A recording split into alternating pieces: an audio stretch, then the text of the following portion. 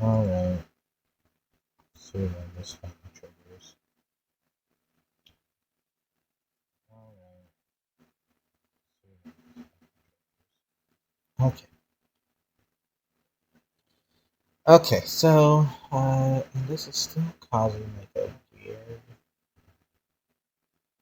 Okay, so and this is still causing like a weird.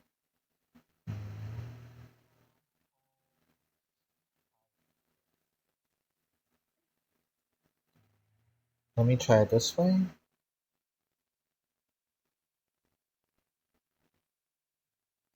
Let me try it this way.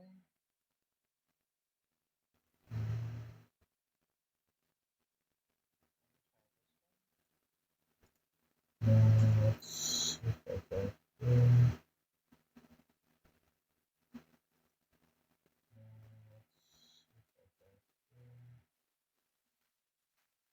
Okay, so how does this sound?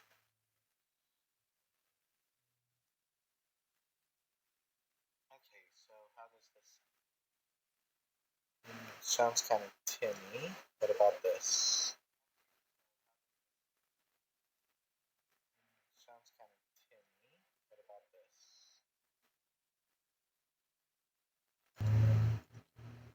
Let's try this. How does this sound?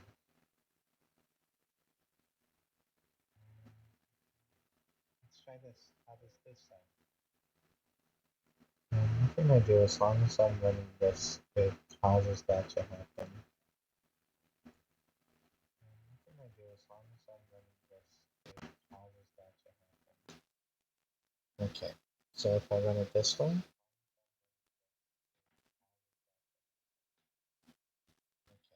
so if I run it this way, and so it's still the same, so it's about the same. So it's still the same, so it's about the same. Okay, yeah, here the details are following. Alright. Sorry about the delay, everybody, and sorry about the echoing. I'm still fixing some stuff.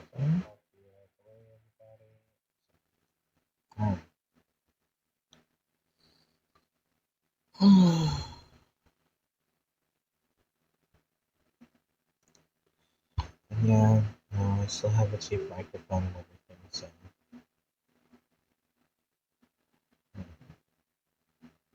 it's definitely goal number one. So let's turn the web page back on. There we go. And switch to make it bigger. Let's get some. Click that. Okay. Let's take a look. Excellent. So I'm using a new model kind of like display thing called a VC face, and it's kind of neat. It I'm still working on it, recognizing my faces and stuff. Uh, it should like see if I smile and I talk that I'm smiling. You get more of the smile face. Um, it takes a little bit of the angry face and the kind of like mopey face. It's really hard to pull off. You're not supposed to be getting angry. Da, da, da, da, da, da, da. Uh, if I go full pop in real life, it's supposed to go as well. Like ah ah ah ah ah ah. So yeah, so I'm working on it. But at least it has a lot more kind of flexibility in what I can do.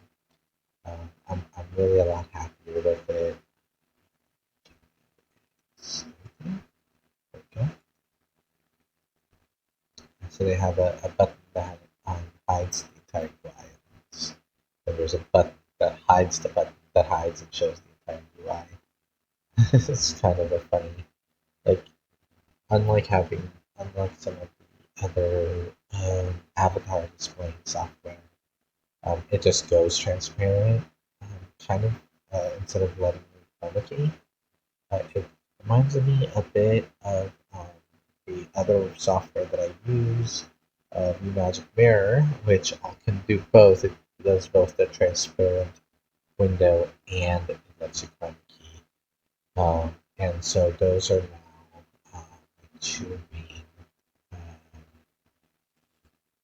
my two main sources. Um,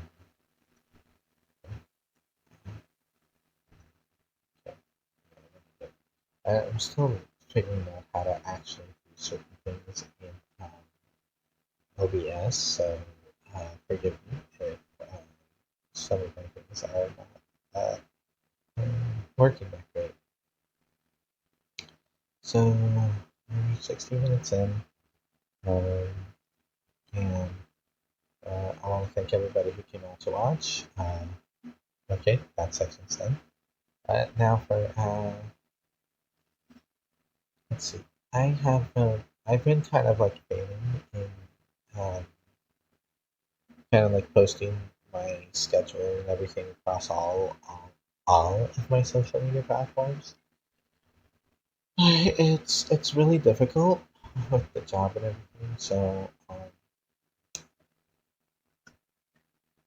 trying to get everything kind of set up. I have to say that um, anybody who just does YouTube as a hobby, you're really I don't think you're putting out enough effort.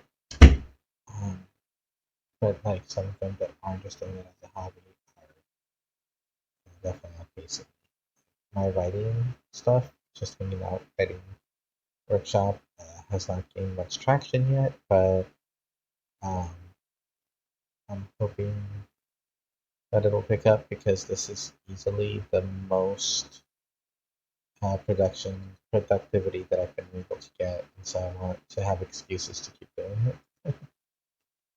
But we were writing Citrus Ranma. We have two scenes completed. We have the prologue and the conflict. And we're about to continue on the conflict side. So, just a quick read to kind of get ourselves in the head game here. The cold rain pelted down on Genma, but he barely felt it through his thick fur. The soggy ground swallowed his footsteps, forcing him to struggle to even take his next step. His son Ranma ran alongside him, though his son wasn't faring much better, because he was stuck in a girl's body with a silver gate. Genma growled at Ranma, attempting to urge his child to move faster, but speaking was impossible in his current form. The forest edge approached up ahead. That's a passive voice, by the way. A lot of people say, stop using passive voice. Da, da, da. Like, you know what? I think that it's kind of pretty to read. So, whatever, Jibba. Stop using passive voice. The taste of wet dirt changed to moist grass as their feet found better purchase. They used the newfound solidity to gain ground on the person chasing them. Their years of journeying together allowed their minds to react in sync, and they covered the span of the grass fields in seconds. Hurry! Hurry up, Pops! Ranma shouted back to her father as she leapt off the field, up the trees. Genma kept pace as he watched Ranma leap up the trees. The panda body resisted the movement that Genma demanded of it. Instead of following Ranma, Genma collapsed. He brought his arms up to catch his fall, the body refusing to tuck and roll. His ears searched for the sound of footsteps that had been chasing him. In the distance behind him, Genma heard the pitter-patter of the girl who had followed them across China. His heart sank. He swallowed deeply, knowing that his body could not keep up the pace to escape with Ranma. He looked to Ranma and shook his head. He could not go with his child back home. Genma grabbed the dirt and grass in his giant panda paws as he stood up. Grass underneath him felt slick from the deluge they were under. Genma waved Ranma to leave, to not stay behind and be caught as well. He looked to his child until Ranma nodded and left. Genma could feel the tears streaming down his cheeks. They were warm, cold rain. He turned and took on a stance to face the angry girl that had been chasing him. She yelled as she jumped on him. She was on top of him, her purple hair glowing in the night. Genma tossed dirt into her face and dug his claws into her soft flesh. Her arms flailed in blind attempts to hit him with her sword. Genma howled in pain. He, his blood felt hot, like boiling water against the rain, as the sword bit down on him. He flexed his grip on her face, but as his blood ebbed out of him, so did his strength. Soon he fell back to the ground, his breathing coming out as a wheeze. His final thoughts were of Ranma, and his hopes that his child would find a way home. The girl tugged on the sword to dislodge it from the corpse of the panda. She struggled too. She struggled a bit with it, jangling the sword until it finally freed itself. She looked up ahead, looking for signs of where the girl had escaped to. She still had one more to kill to fulfill her vengeance.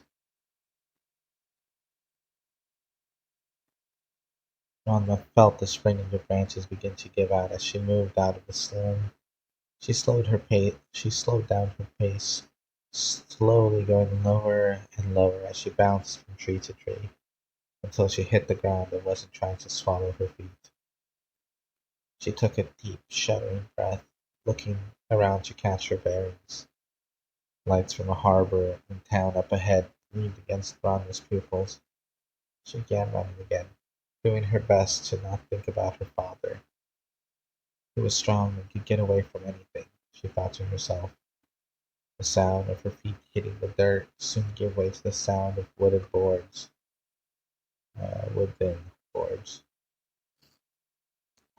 The smell of wet dirt was replaced by the bitter tang of sea air.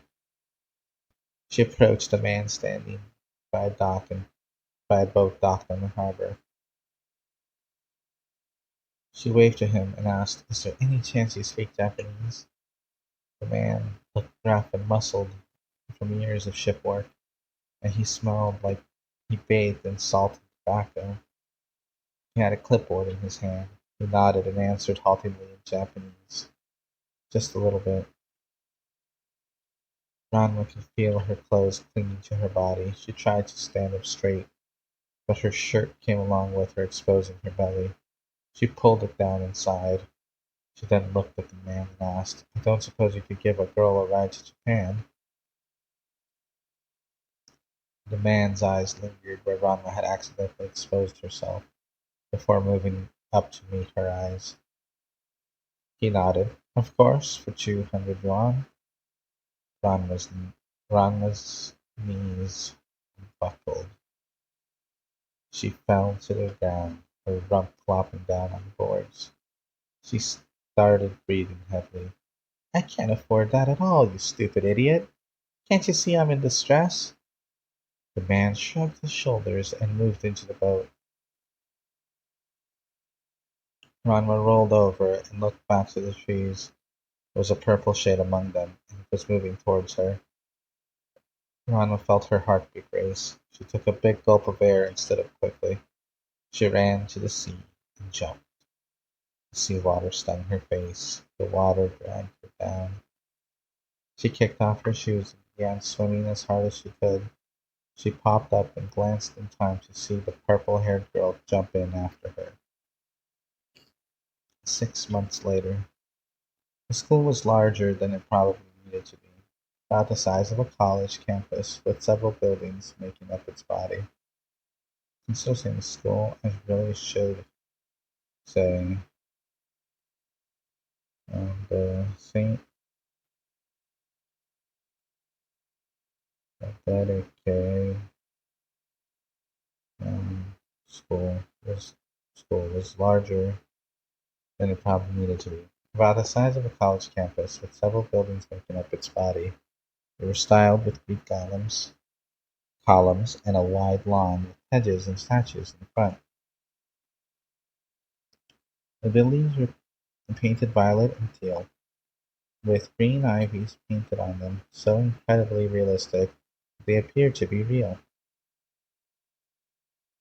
Ranma paused briefly at the school gates. She looked at the girls walking by in their uniforms, and she wondered, do any of these girls do martial arts? None of them were dressed for it. Even as Ranma stood there, other girls gave her a wide berth. They walked around the strangely dressed girl, and if one weren't paying attention, she would quickly run out of range, and she realized she was next to someone weird. Others whispered quietly, wondering who the new girl was. There were lines of girls on either side of the gate, clipboards in hand and sashes on their sleeves. As Ranma proceeded in, it didn't bother her until one of them stepped out of line and called towards Ranma. Hey you, do you attend this school? The girl was taller than Ranma with a page boy haircut and a sash on her arm that was slightly different from the others. Ranma looked at her like a deer caught in the headlights, and with her mouth slightly agape nodded and answered, yeah, today's my first day. Ranma stepped toward the girl, meeting her partway. The girl was fit, but didn't really move like a martial artist. Ranma pointed to herself and asked, can I help you with something?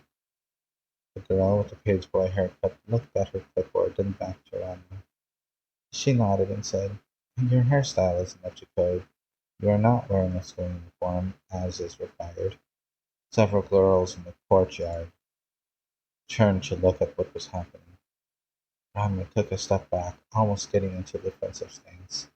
She could feel a strong, icy aura coming from the girl in front of her. Ranma looked at her uniform and said, I didn't know that I could wear my old uniform here. Footsteps echoed in the courtyard behind Ranma. A high-pitched, princess-like voice echoed across the courtyard. Ho ho ho ho ho ho ho! And what seems to be the problem here? Ranma looked back towards the news source and shut.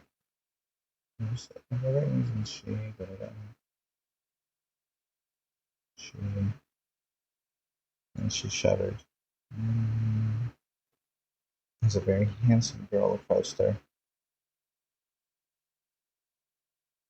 she looked back and forth before saying, I'm new here and I didn't know there was a dress code. I just thought I could wear my uniform from before.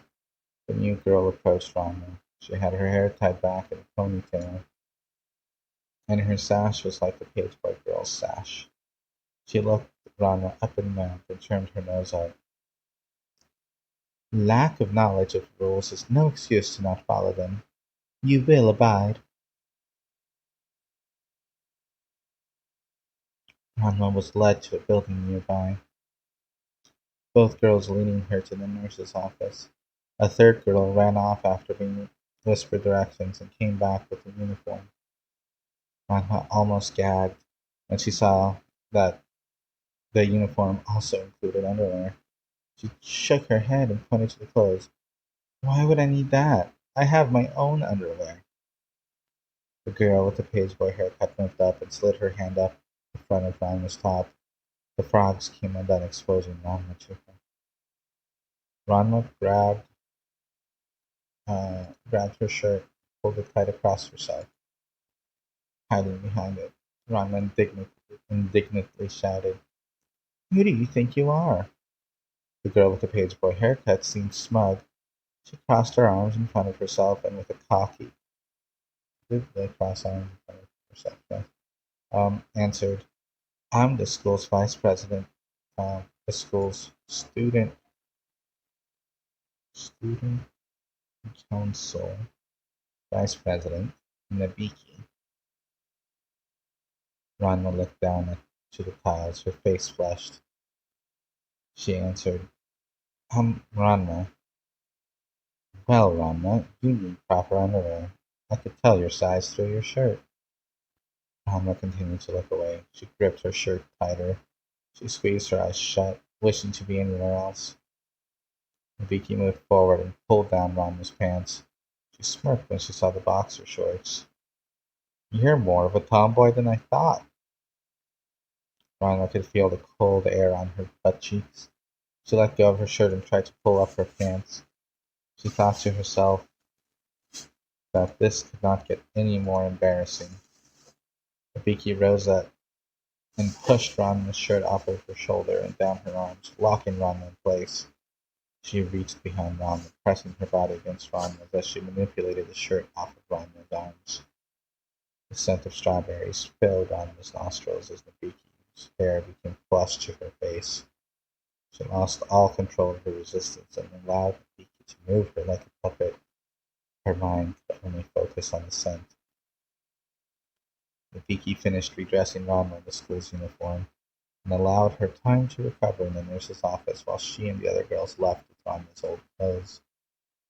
Ranma stared into the mirror in the nurse's office. The uniform took all of her identity away.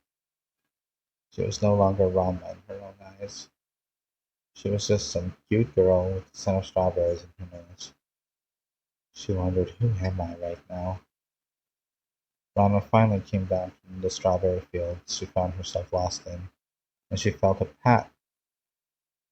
she felt pat of a clipboard on her head. She stared up in a daze as a kind-looking man in glasses and a black karate uniform said, Tendo, I've been calling you for a while. Grey mist faded from Ranma's vision. She shook her head and answered, Sorry, I'm not used to my new family name yet. The man nodded and began walking away. He turned back to a bit and said, I'm Dr. Tofu, and I'm your homeroom teacher. Come on, it's time to introduce you to class. Ranma followed the teacher up the stairs towards the classroom. The man was obviously a martial artist. Ranma was impressed by his complete ability to mask the noise of his movements. Ranma thought, no wonder I didn't snap out of my daydream. I couldn't even hear him coming. Heh, stealth punk. Ranma paid close attention to Dr. Tofu's movements. His muscles tensed in imitation of the teacher's movement. Perhaps this school wouldn't be a total waste after all if the teacher was this good of a martial artist. Okay. And we kind of set up what our goal is for the next scene. Now, traditionally, when you're doing this goal, challenge, disaster, reaction, reflection, decision scenes, the decision from the previous scene should be the goal for the new one.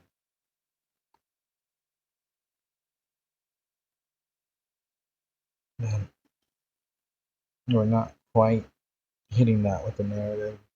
So,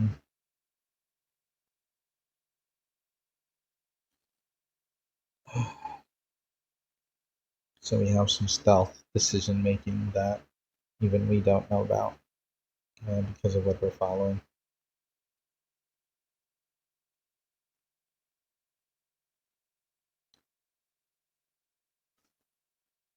Hmm. So we're gonna have a bit of a time skip here for the next scene. But there's a bit of a bridge in between the two, so I'm not sure if I want to just continue. Oh, sorry. I'm not sure if I just want to continue the scene or not. Um, hmm.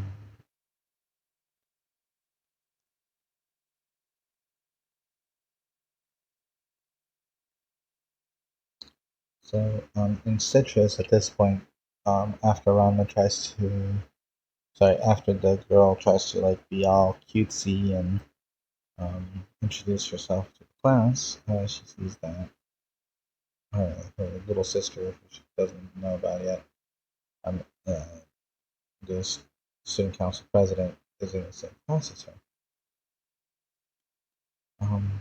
In this case, it'll be that Kodachi is. not quite the same impact as having a PQB in the same class. PQ is older, so.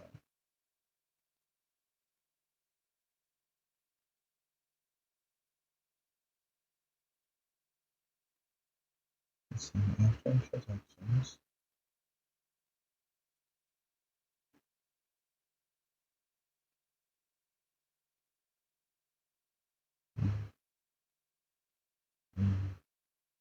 Yes.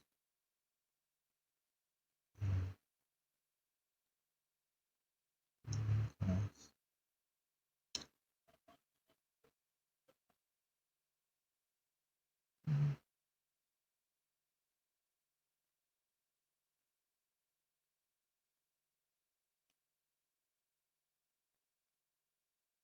That's really hard.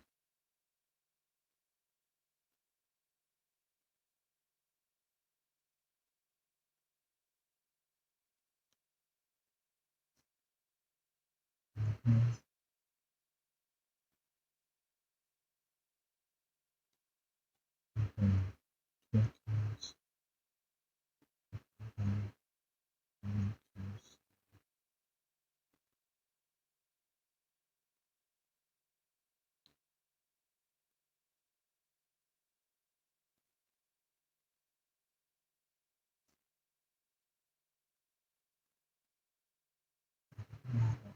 Like this.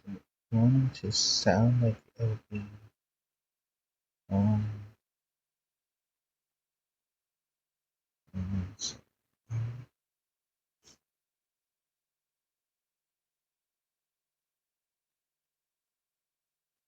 so there's like a bit of a big spot in our plan here.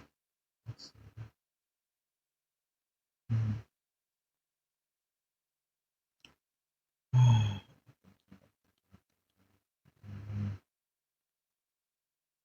Okay.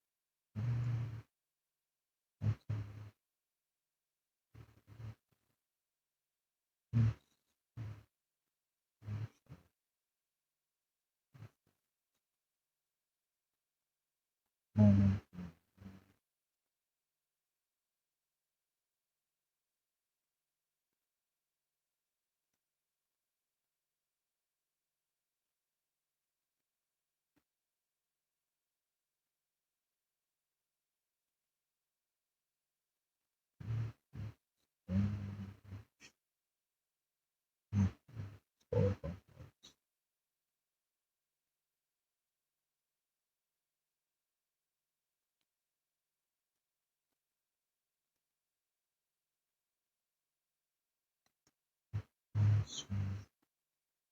It's quite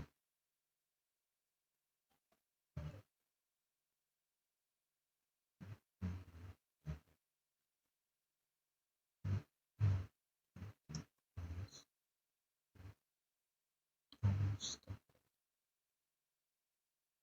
some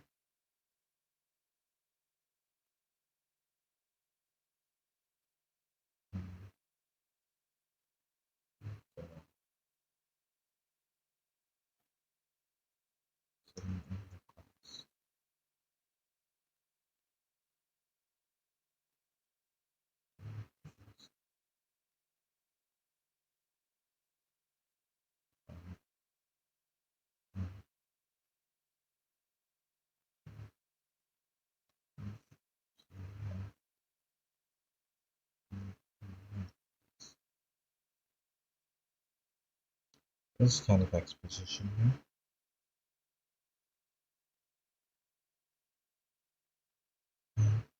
This line, and there's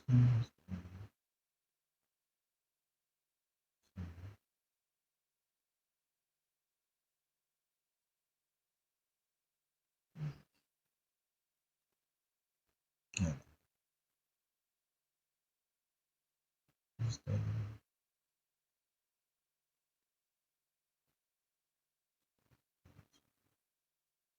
incident.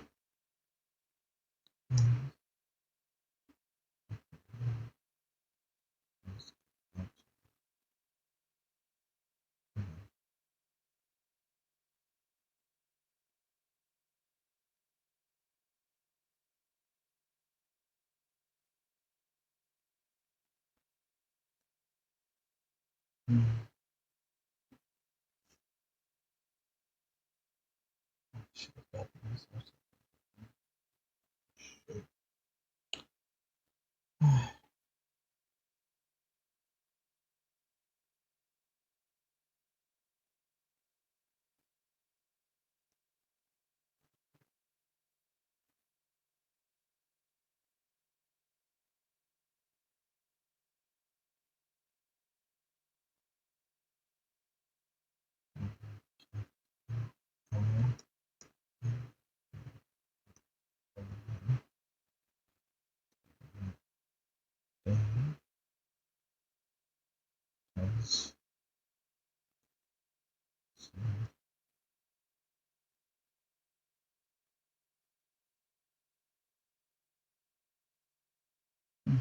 Let's choose one.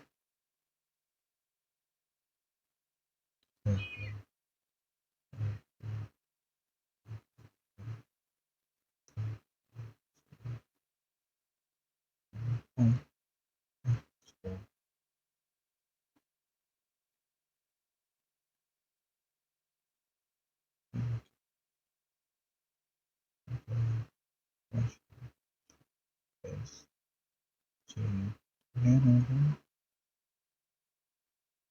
to Apache. Yes. Very good. Very much as well.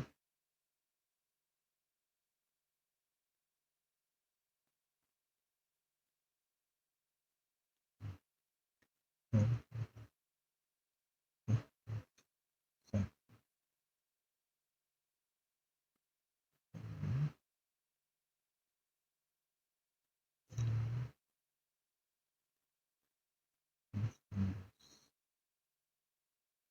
so,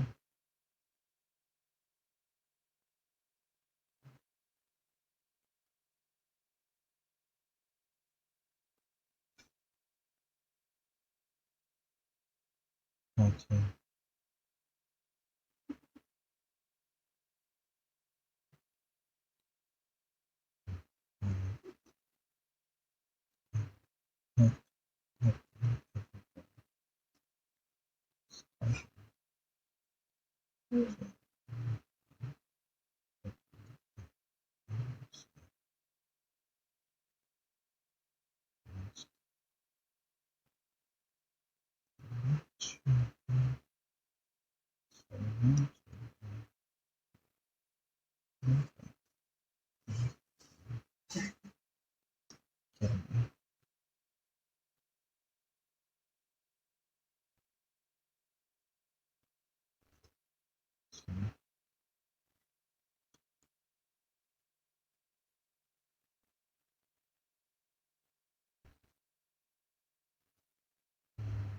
Challenge.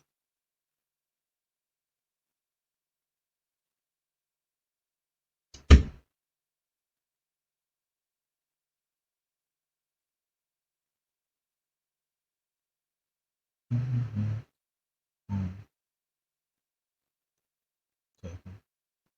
Oh, excuse me. Check catch.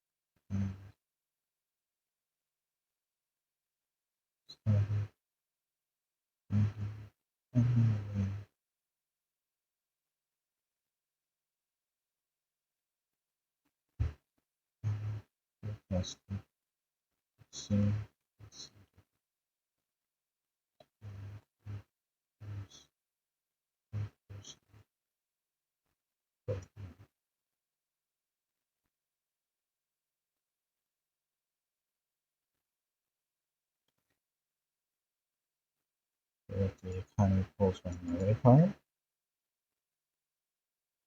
Oh, man. I had such a long day and I'm already so tired. It's so difficult to focus.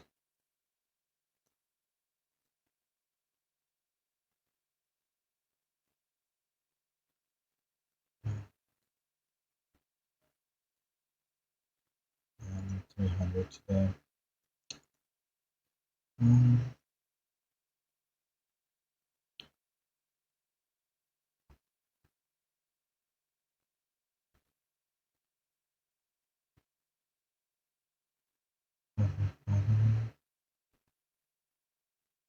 Build away, slipping, and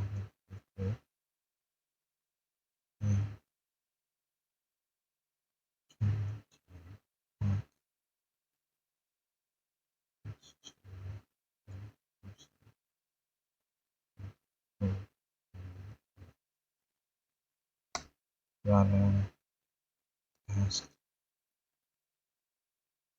so what's the good idea?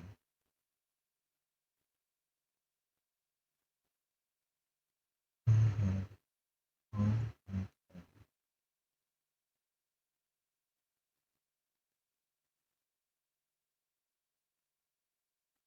and waiting, smile, and wait,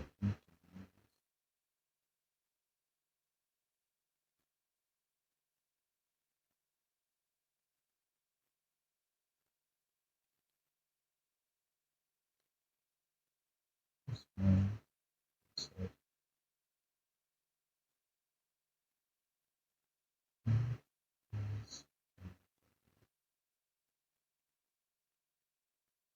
please, just,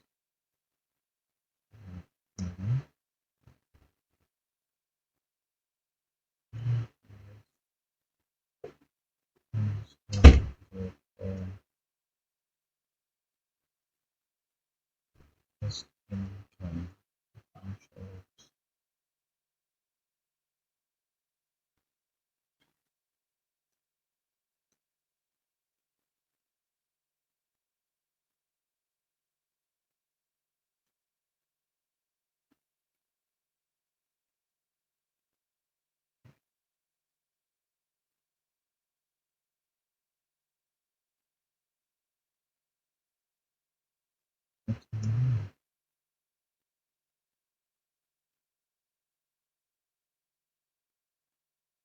Having one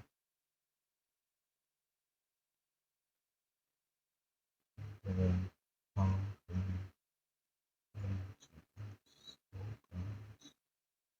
then she sighed and said,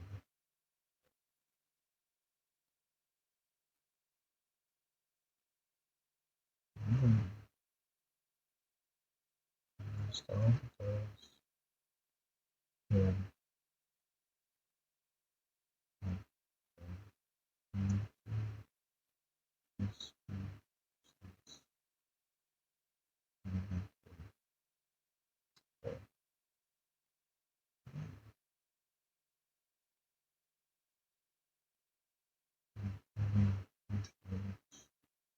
now, things like liquid and gymnastics and fire and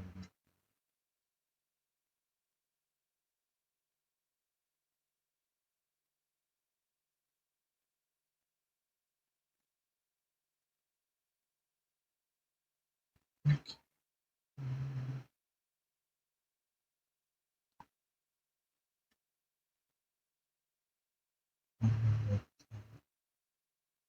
the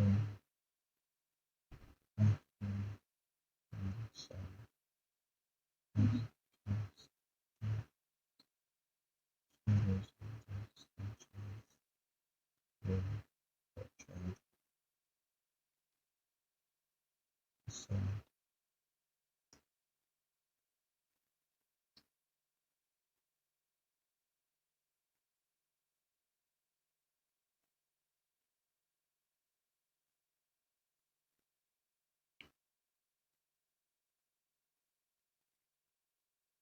and coach them to transfer together animated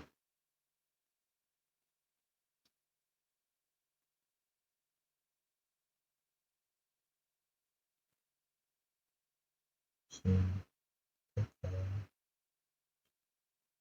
for insert and then produce practice in experiment style experiment and family style is this way that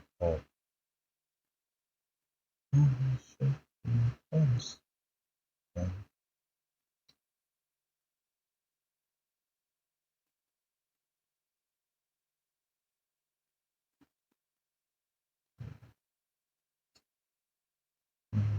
that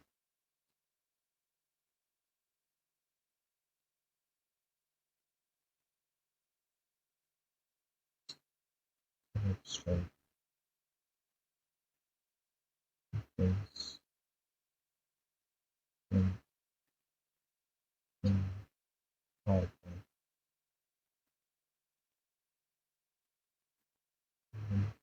to come so friends then money information that there is no export of the council this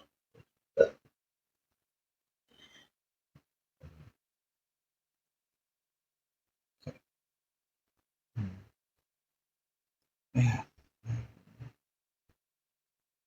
I'm telling you right now working is difficult and well,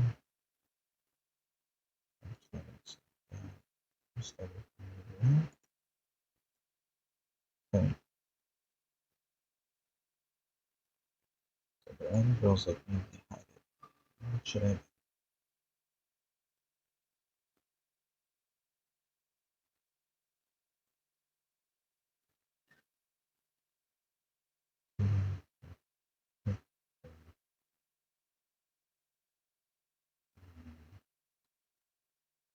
as my friends lived together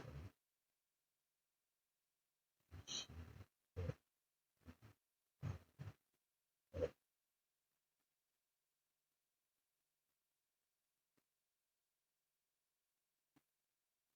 sighed and said, "Now, why do I want to go to That's cool.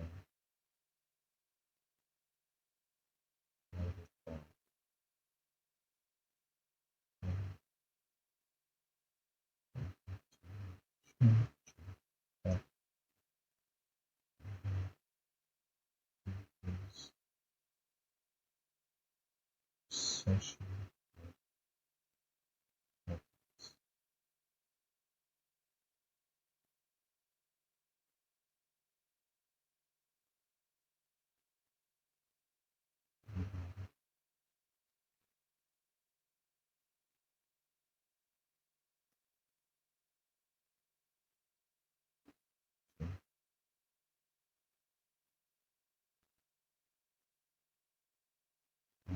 Let's see.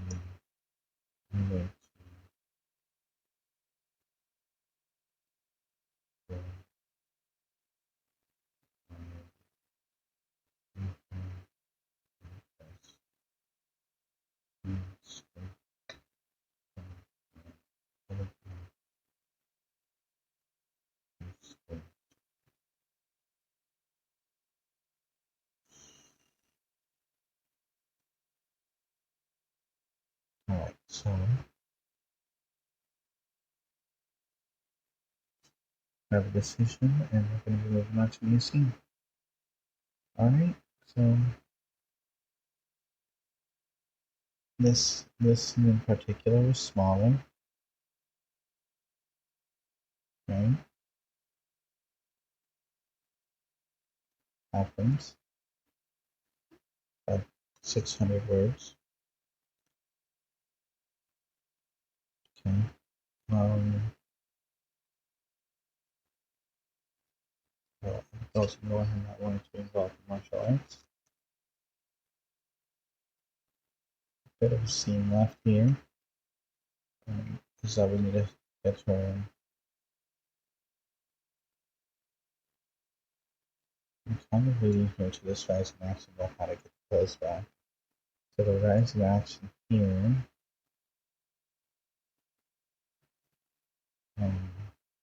is so this conflict scene is actually really small. We move right on to this scene here, rise in action scene. So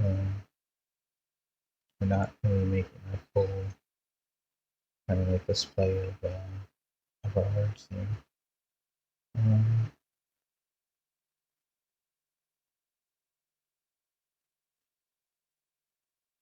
So next it's really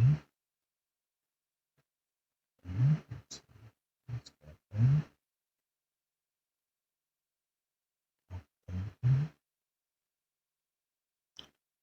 What we're trying to do.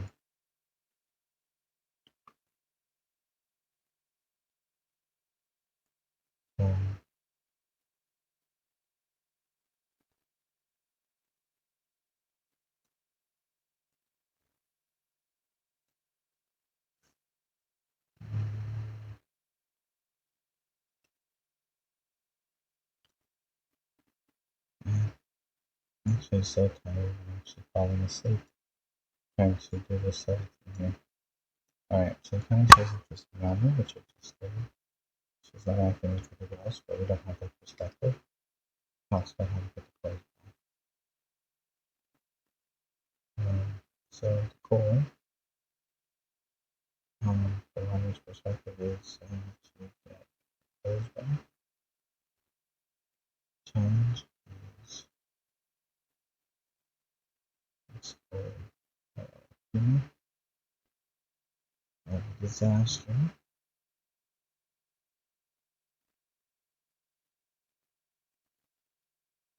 So,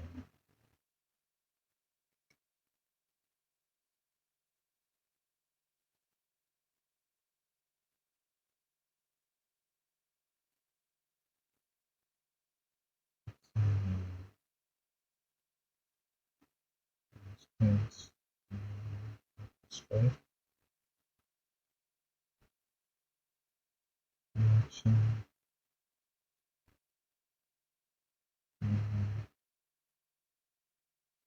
Like, get home, Fanfiction. Hmm.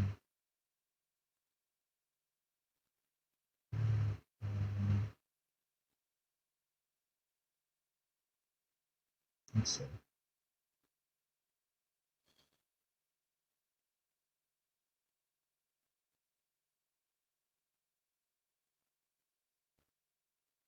Hmm. Hmm.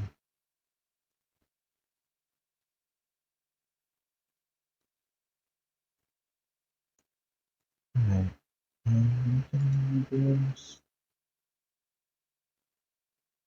Nope.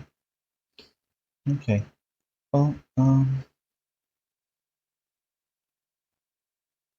yeah, I'm sorry. Um, Between sleeping and having to go work too early, um, I'm just way too tired to keep writing.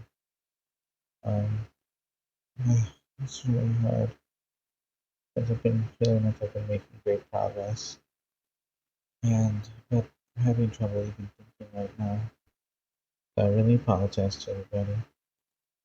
Um, we will go ahead and wrap up the stream and finish off with the um, YouTube announcements, which is comment, like, and subscribe here and on Twitch, and support me on Patreon. Alright, bye everybody. Bye.